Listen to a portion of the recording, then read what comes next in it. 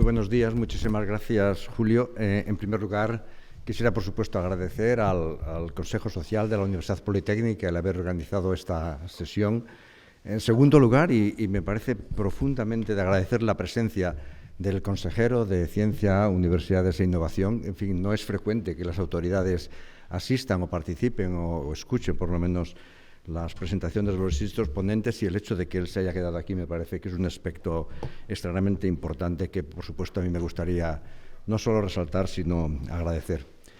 Y, en tercer lugar, mi función aquí no es tanto hablar específicamente sobre los avances realizados en la investigación sobre el cerebro en los últimos años, sino contextualizar algunas de las presentaciones posteriores que focalizarán su discusión específicamente en el área del cerebro, pero contextualizar esas investigaciones en el entorno de dónde estamos y cuáles son los objetivos de los avances de la biomedicina en la sociedad distópica, como yo he puesto en esta presentación.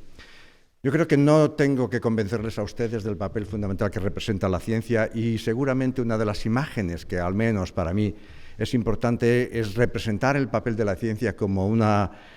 victoria alada de Samotracia sin cabeza. Es un bello cuerpo,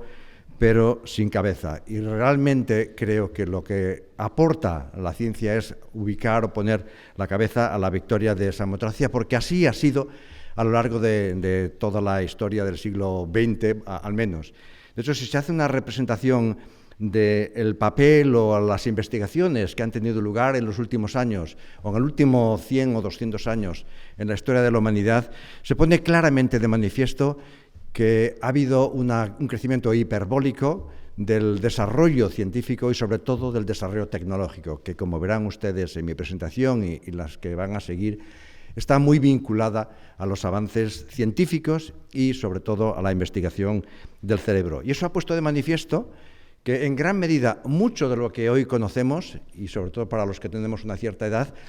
se ha producido en los últimos, quizás, 50, 70 años, desde los ferrocarriles, el descubrimiento del DNA y la secuenciación, los ordenadores personales, la secuenciación del genoma humano, que parece que constituyen una parte importante de nuestro acervo cultural, ha tenido lugar en los últimos 70 o 50 años. Casi el 80 al 90% de los avances más importantes que han tenido lugar en nuestra historia lo han sido en los últimos años. Y eso lo ha sido, y es importante hacerse la pregunta ¿por qué eso ha sucedido así y por qué ese crecimiento exponencial ha tenido lugar en los últimos años? Y esa pregunta, algunos autores, entre otros algunos filósofos como Stefan Zweig, trata de explicarlo, al menos de otra perspectiva. Dice, porque detrás de cada descubrimiento, detrás de cada aportación a los avances sociales, siempre hay una fuerza motivadora.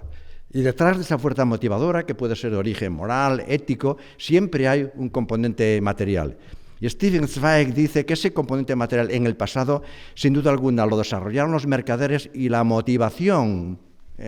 económica, porque siempre hay una motivación económica, eran las especies. Mi aportación a este pensamiento de Stefan Zweig es que el papel de las especies en el pasado seguramente lo están jugando en este momento el conocimiento. Y por eso es necesario apostar por la ciencia, porque son los países más ricos los que justamente han apostado por la ciencia. Y por eso la ciencia se ha convertido en un mundo de incertidumbre. Y, desde luego, si hay algo que define a este momento que nos toca vivir, es la incertidumbre, es tratar de utilizar o apostar o profundizar en el conocimiento científico para que ese conocimiento aporte las soluciones a los graves problemas que hoy día tenemos en la sociedad. Y hay muchos, y ustedes estarán sin duda pensando incluso el más reciente, el coronavirus, que nos está afectando en este momento, pero hay por lo menos 4 grandes problemas que son el objeto de la preocupación de la sociedad: la crisis alimentaria, la crisis energética, la crisis medioambiental, y algo que incide en lo que va a ser la continuación de esta presentación, que es el incremento de población y, sobre todo, el envejecimiento por lo menos en las sociedades occidentales.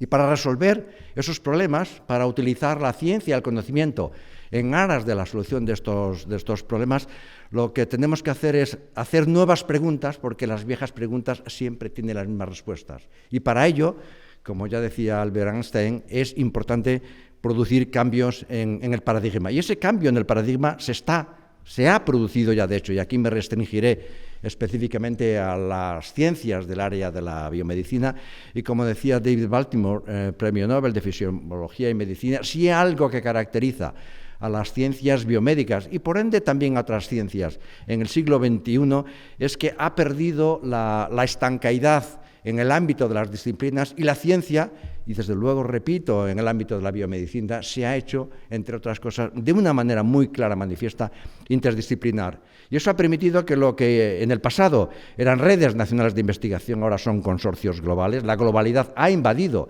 y de hecho es el constituyente o uno de los constituyentes fundamentales de esa investigación. La ciencia de bajo coste se ha transformado totalmente y ahora se utilizan tecnologías, en muchos casos muy costosas. Los resultados que en el pasado eran puntuales ahora se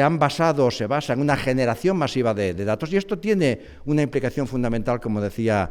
Sidney Brenner, ¿no? En estos momentos, esa generación masiva de datos nos permite obtener información, pero lo que es difícil en estos momentos es dar el gran salto de la información al conocimiento, y ahí reside, sin duda, y desde mi perspectiva, uno de los grandes retos que tenemos en este momento. Lo que en el pasado eran progresos marginales, hoy día se han convertido, gracias al avance científico, en avances revolucionarios. Lo que antes era un impacto científico ahora tiene un impacto social y económico, y desde luego el cambio global es sin duda alguna uno de los constituyentes fundamentales. Y pretenderé, basándome en algunos ejemplos, mostrar ese cambio en el paradigma que se ha producido en los últimos años. Y para ello he traído una imagen que a mí personalmente me apasiona, que es una imagen del Santos Cosme y Damián, donde están realizando un trasplante, ¿no? Esto está hecho en el año 287 antes de Jesucristo, y como ustedes ven, lo que pretende el santo Damián y Cosme es realizar un trasplante de una extremidad inferior. Si ustedes se fijan en el detalle, lo que traslada o lo que pretende trasplantar es una extremidad inferior de una persona negra, ¿no? Porque los santos Cosme y Damián eran seguramente importantes y querían demostrar que si el injerto no se rechazaba, podían demostrar claramente que no era la pierna del personaje al cual estaban trasplantándose, porque obviamente era distinto color. Supongo que esa no era la interpretación de Cosme y Damián, pero sin embargo podían haberlo utilizado, en el caso de que hubiera sido exitoso, como un éxito. Hoy día ya no se realizan trasplantes como se imaginaba Cosme y Damián que se podían hacer, y en caso de España incluso las dos extremidades superiores pueden ser trasplantadas con éxito. No es el objetivo de la comunidad científica, y desde luego lo es en gran parte por los cirujanos, porque representa un extraordinario avance, pero la comunidad científica ha avanzado en otras direcciones, y las bases para esos avances se obtienen en esta imagen que está representada aquí, donde los que somos de una cierta edad y además somos de pueblo, hemos tenido la posibilidad de experimentar, y es que cuando uno estirpa una extremidad a un renacuajo o a una lagartija, esa extremidad se vuelve a regenerar. Desgraciadamente los humanos hemos perdido esa capacidad, pero a cambio, o en contrapartida, hemos logrado desarrollar lo que es seguramente uno de los órganos más complejos del universo, que es el cerebro, que nos permite entender por qué la estrella de mar, por qué el renacuajo o por qué la lagartija, entre otros animales, son capaces de regenerar no solo una extremidad, sino una buena parte de su organismo. Y eso es lo que la comunidad científica justamente ha puesto en marcha. Y así hemos puesto de manifiesto, y no voy a entrar en esta diapositiva, que es compleja, pero son dos publicaciones en la revista Nature de mi laboratorio, en colaboración con otros, donde ponen de manifiesto que la generación de extremidades entre el ratón, mostrado en la derecha de su diapositiva, y en la izquierda en la mosca, en la Drosophila melanogaster, actúan a través de mecanismos extraordinariamente parecidos, y que, por tanto, es muy posible que el crecimiento de una extremidad, sin necesidad de que tenga que ser objeto de trasplante, se pueda regular en el futuro y promover, activando mecanismos endógenos, la regeneración de un nuevo órgano. Y eso experimentalmente se ha visto logrado. Aquí lo que tenemos son imágenes no ya de la mosca, del vinagre, no ya del ratón, sino del pollo, en lo que se puede extirpar una de las extremidades, y a partir de las manipulaciones genéticas se puede hacer crecer no una extremidad, sino dos o tres, y así podríamos generar pollos que tengan 3, 4 o 5 patas, que no es el objetivo que podía serlo, pero no es el objetivo de la comunidad científica, crear jaulas de pollos para después vender muslos de pollos en los supermercados, sino identificar los mecanismos que potencialmente puedan ser de utilidad para la especie humana. Y hay dos extraordinarios avances que se han producido más reciente, que sin duda alguna avanzan en esa dirección. Una es la identificación de las células madre y la segunda es la reprogramación de las células somáticas en células equivalentes a las células madres, llamadas iPS, que son capaces de regenerar o de generar cualquiera de los órganos o tejidos de los cuales estamos constituidos. Y esto es lo que está representado en la parte izquierda de su diapositiva, y eso abre una ventana de esperanza no solo para la generación de órganos o tejidos in vitro, sino también para tratamiento de enfermedades que hoy día no tienen tratamientos alternativos. Y en la derecha está mostrado un avance tecnológico que está empezándose a utilizar, que de hecho ya se utiliza, y es los printers, las impresoras tres dimensiones, que son capaces de generar tejidos in vitro. Y lo que ahí pone de manifiesto que ya se está utilizando, incluso en algunos casos, se han generado con estas impresoras órganos que posteriormente han sido trasladados en individuos, como es la tráquea, no siempre con éxito, pero desde luego se han producido avances, o el hueso. Pero esta tecnología, que es todavía muy reciente, permitirá en el futuro generar órganos o tejidos in vitro a partir de su conocimiento generado a partir de células madre o reprogramadas o células reprogramadas, que posteriormente puedan ser utilizadas para los trasplantes, eliminando o superando así uno de los retos o de los déficits que representa en estos momentos la ausencia de órganos para el trasplante. Pero decía anteriormente que David Baltimore había dicho que las ciencias de la biomedicina hoy día se caracterizan por carecer de fronteras. Y sin duda alguna, la biomedicina, lo que ha hecho en ese camino hacia la sociedad distópica, es hacerse valedora y comunicarse y colaborar con los avances producidos en otras áreas. Y aquí muestro los avances producidos en la física y la ingeniería, que son extremadamente útiles para avances en la biomedicina. El CT scan, el TAC, la resonancia, las ecografías, sin duda alguna, desde el punto de vista diagnóstico, han supuesto un avance extraordinario para diagnosticar a los pacientes que posteriormente puedan ser tratamientos, pero también han supuesto un avance desde los modelos para identificar causas posibles de enfermedad, y esta es una primera aplicación en el año 95 por Wilhelm Röntgen, también Premio Nobel de Física. Y esta colaboración entre la biomedicina y los avances en la física ha puesto de manifiesto que ya no es siempre necesario trasplantar una articulación o un miembro que ha sido extirpado, sino que se puede sustituir ese miembro por un cyborg, una mano articulada, que es, de hecho, en los últimos años ha permitido un avance extraordinario en base a la sensibilidad para los reconocimientos y en base a la motilidad gracias a los avances de la ingeniería mecánica. En la diapositiva inferior se pone de manifiesto que eso hoy día se ha superado porque esos avances en la ingeniería mecánica se han adicionado a los avances en la electrónica, y una persona puede mover con el pensamiento esos cyborgs que constituyen sin duda alguna una nueva pieza para el avance de la sustitución de órganos que hayan sido extirpados. De hecho, estos avances que en gran medida o desde una perspectiva se pusieron de manifiesto como consecuencia de la guerra del Vietnam por los accidentes sucedidos en los militares americanos, es sin duda alguna una perspectiva, o añade una perspectiva en esa sociedad distópica en la que no es inimaginable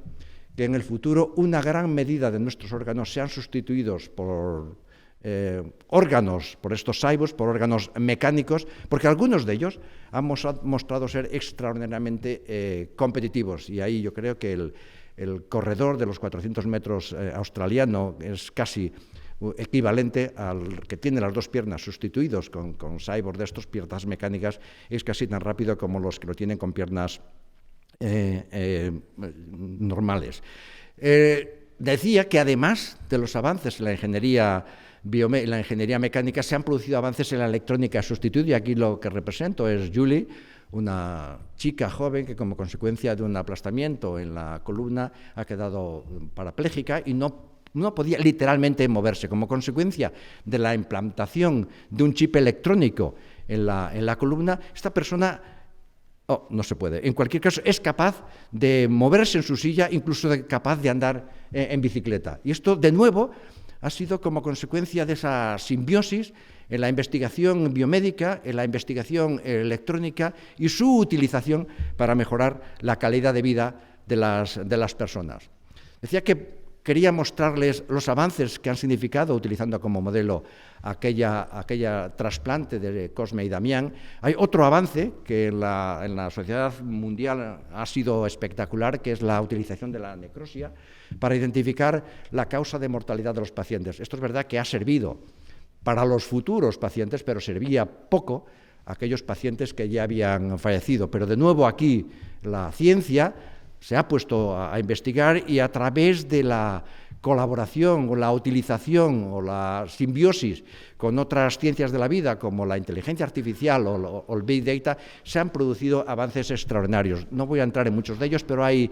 dos que sí que me gustaría mencionar. Uno es la utilización de la inteligencia artificial para el diseño de nuevos fármacos y de nuevo ahí en estos momentos se está haciendo uso de esa información para la identificación de posibles antivirales que sean útiles para el tratamiento del coronavirus. Y el segundo, que ha sido extraordinario, fue la secuenciación del genoma humano, un programa que inicialmente iba a costar billones y billones de dólares, costó menos de la décima parte, de hecho escasamente 300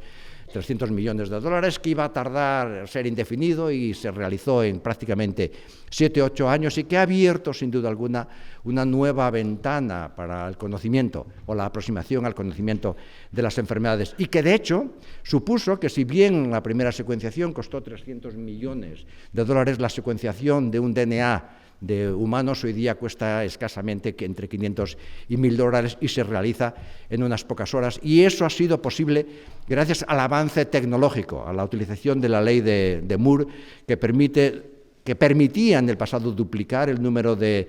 transistores por cada microprocesador, como está ilustrado ahí. En cambio, los avances producidos en la secuenciación del genoma humano ha significado una rotura de esa ley de Moore porque ha supuesto un avance, desde luego, completamente inesperado. Y esos avances permitirán, o están permitiendo en este momento, avanzar el conocimiento de la estructura de los genomas, en la estructura o en la biología de los genomas, en la biología de las enfermedades y la utilización de ese conocimiento para la salud de los individuos. Y yo creo que hace 2 semanas escasamente uno de estos ejemplos se puso de manifiesto con la publicación de la cooperación de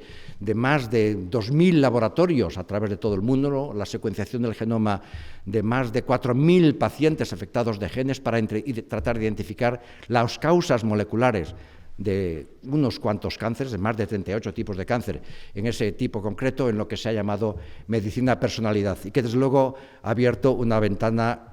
que no conocíamos en el pasado. Este conocimiento permitirá que en el futuro, en lugar de utilizar la necrosia para los que hayan muerto,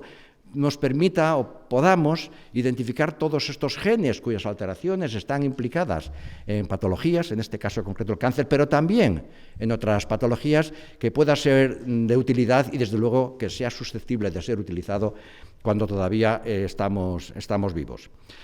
Empezaba diciendo que la ciencia, por ese cambio en la percepción, permitirá abordar el conocimiento de los grandes challenges que nuestra sociedad tiene y estas diapositivas finales me las centraré en uno de los problemas que tenemos en las sociedades occidentales, que es el envejecimiento.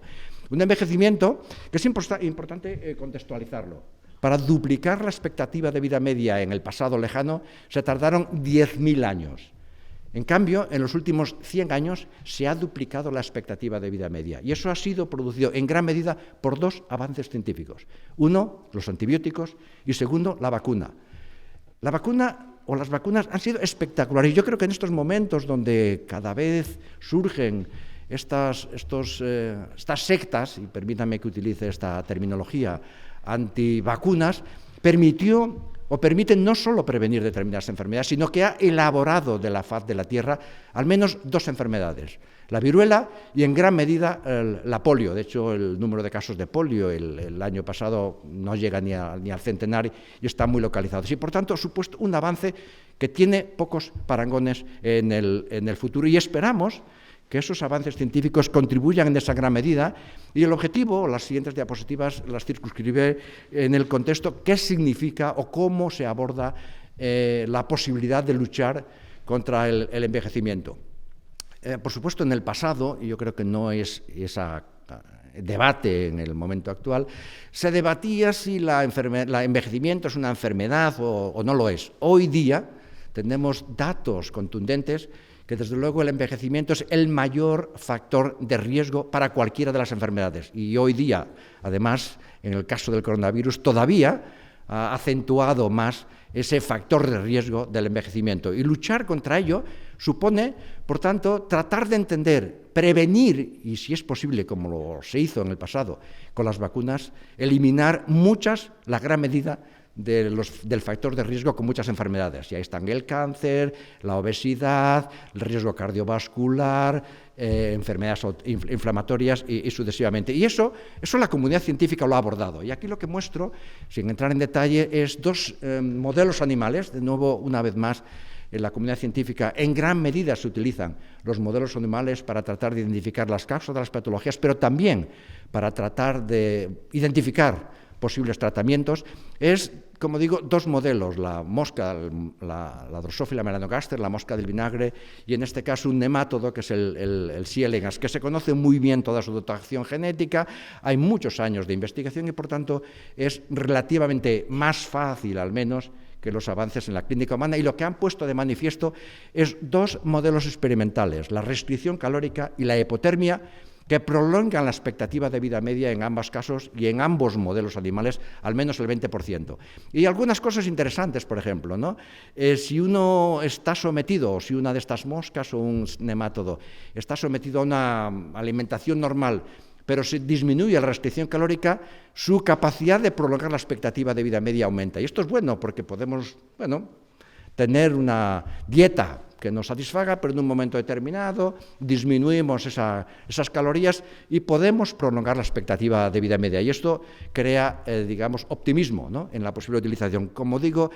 no es el objetivo de la comunidad científica repetir, ser veterinarios de moscas o veterinarios de C. elegans, sino extraer información sobre los genes implicados en este tipo de respuestas, porque muy posible, y de hecho hoy sabemos que así puede ser y que es en gran medida lo que está sucediendo, esos mismos genes pueden estar modulando el envejecimiento también en la especie humana, y actuando sobre esos genes podríamos ser capaces de regular el envejecimiento. Y de hecho esos datos, al menos en la restricción calórica, se han extendido y analizado mucho más en profundidad en una publicación justamente la semana que viene, en la cual ha participado Juan Carlos Izpisua, un extraordinario investigador, entre otras muchas cosas del envejecimiento, y lo que ha demostrado es que, en este caso en ratas, la restricción calórica en ratas es capaz de extender la expectativa de vida media, y además ha identificado algunos de los mecanismos implicados en esta extensión de la expectativa de vida media, que si extrapolamos la capacidad de extender su vida media en las ratas, equivaldría a 9 años en la especie humana. Y lo que parece fundamental en regular esa extensión de la vida media es la respuesta inflamatoria que se produce como consecuencia de la alimentación hipercalórica, y es una respuesta inflamatoria que disminuye con las dietas hipocalóricas. Interesante, en estos datos experimentales se ha puesto de manifiesto que los hombres somos más sensibles a aumentar la expectativa de vida media con la dieta hipocalórica.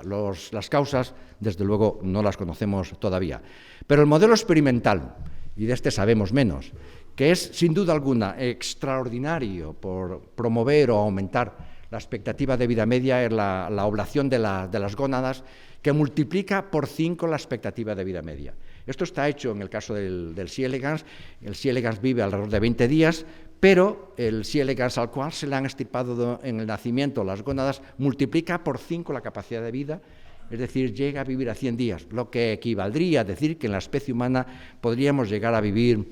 500 o 600 años, ¿no? Si esto fuera posible, si los genes implicados en este modelo experimental pudieran ser utilizados, en so on, so forth. Si esto es así, en fin, los que nos hemos educado en la tradición judeocristiana, quiere decirse que seguramente Matusalén, que representa en nuestra tradición la persona que más vivió, quiere decir que seguramente comió poco, pasó frío y que además, por razones que no conocemos, se le extirparon las gónadas al principio. Esto es, por supuesto, una extrapolación libre, pero por lo menos encontramos respuestas, algunas, de nuestra tradición judío-cristiana. 560 años, imagínense ustedes. Permítame terminar, y me alegro porque en la presencia del consejero aquí, y esto, en fin, no contaba con que lo hubiera estado, pero me viene muy bien escuchar estas cosas, y es que, además de contribuir a erradicar enfermedades, además de contribuir a luchar contra el envejecimiento, además de contribuir a que esa ausencia de envejecimiento se cree o se asocie a una mejor calidad de vida, la ciencia es una inversión, absolutamente una de las mejores inversiones. Aquí están extraídos los datos del programa Marco FP7, en lo que se pone de manifiesto que por cada dólar que se invierte en avance científico, en investigación, el retorno son 7 euros. Y, por tanto, en fin, creo que está justificado invertir mucho, además, si queremos ser o estar entre los países dueños de su futuro, en investigación. Y por eso he traído aquí esta carta, que seguro muchos de ustedes conocen, de los 25 presidentes de las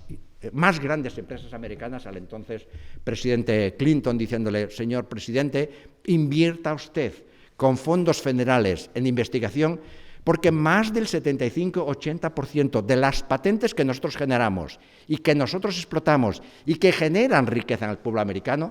provienen de los recursos federales que usted aporta a los centros de universidades y las universidades. Y, por tanto, sea usted consciente, señor presidente, sea usted consciente, señor consejero, que todos los recursos que ponga en investigación contribuirán hacer de su país, Estados Unidos, y de nuestra comunidad, Madrid, la comunidad, el país, España, más rico y, por tanto, equivalente a los países más dueños de su futuro. ¿Cómo podemos hacer esto? Y aprovechando que estamos en una universidad, me he permitido el lujo de traer esta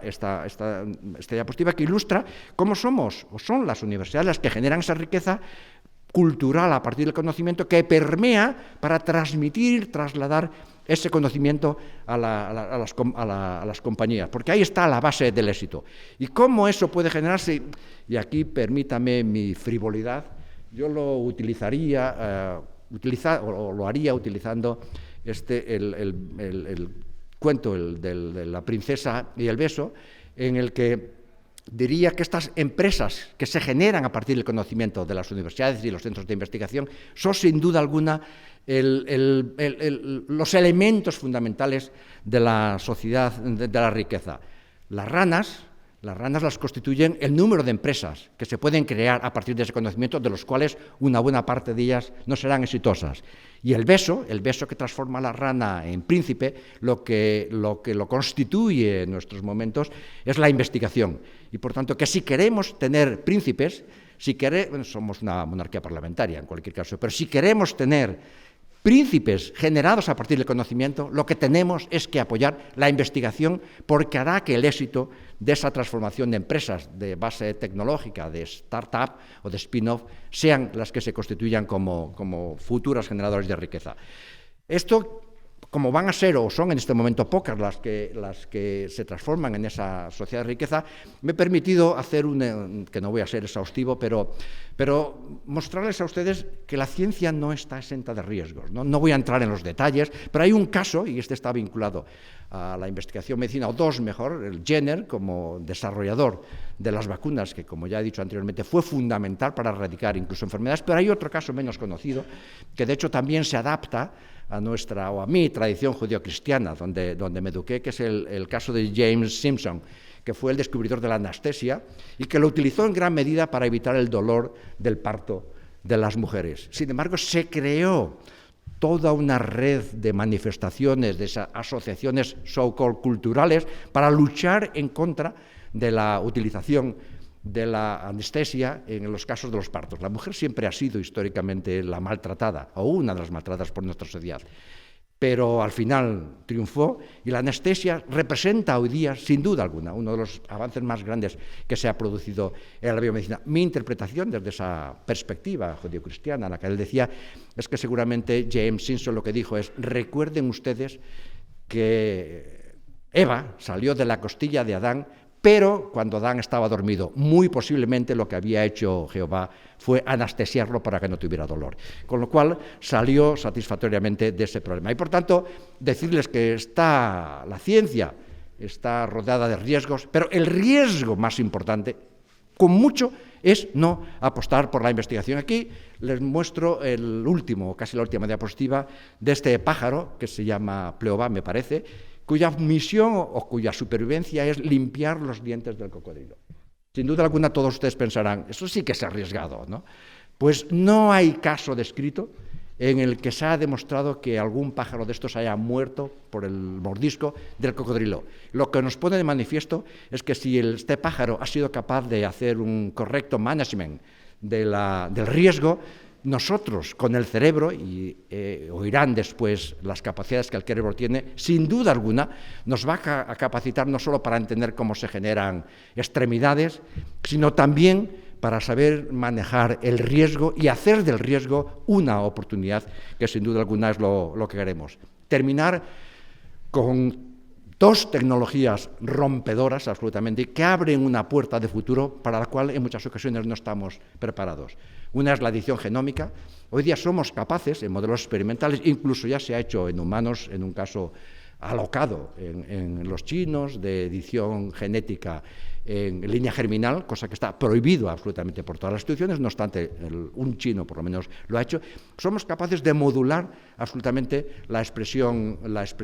irregular, la expresión de los genes. Y esto tiene una importancia fundamental. Y yo les voy a contar un caso hecho en mi departamento.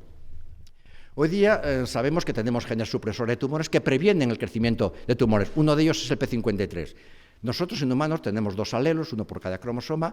y que en modelos experimentales sabemos que si en lugar de 2 alelos tuviéramos 4, los ratones al menos son más resistentes al desarrollo de tumores. Yo estoy seguro que en el futuro a alguien le preguntará: oiga, ¿usted quiere que su descendencia, en lugar de 2 alelos del P53, como un gen supresor de tumores, o de PTEN, o de BRCA, le aumenta el número de alelos, su descendencia va a tener mayor resistencia al desarrollo de tumores? ¿Quiere usted hacerlo?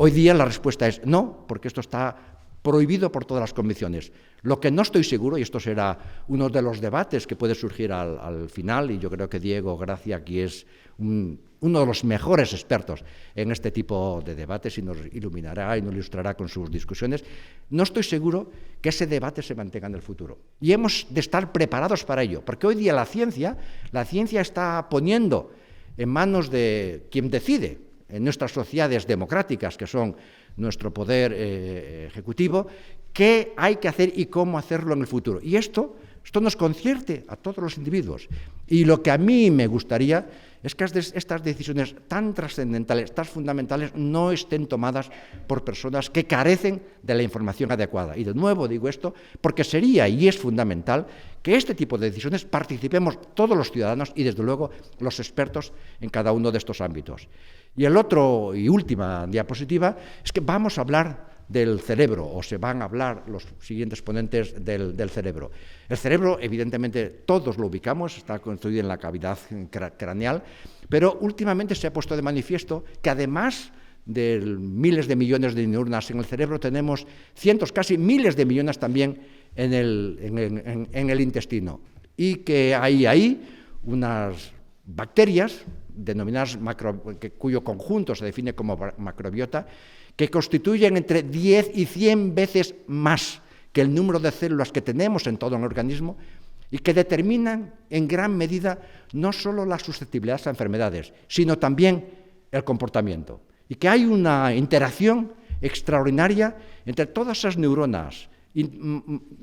manejadas o puestas en el entorno de estas bacterias intestinales que interaccionan de una manera directa con el cerebro. Ahí está la vieja tradición, que yo no sé si existe, pero desde luego en mi edad existía, de pensamos con la cabeza, pero actuamos con el intestino. Hoy día empezamos a entender por qué también actuamos con el intestino, porque es donde están ubicadas estas macrobióticas que son fundamentales. Y con esto termino agradeciéndoles su presencia y, por tanto, muchísimas gracias y espero haberles convencido, aunque creo que no es necesario, de la importancia de la ciencia para el avance de las sociedades en el futuro. Muchísimas gracias.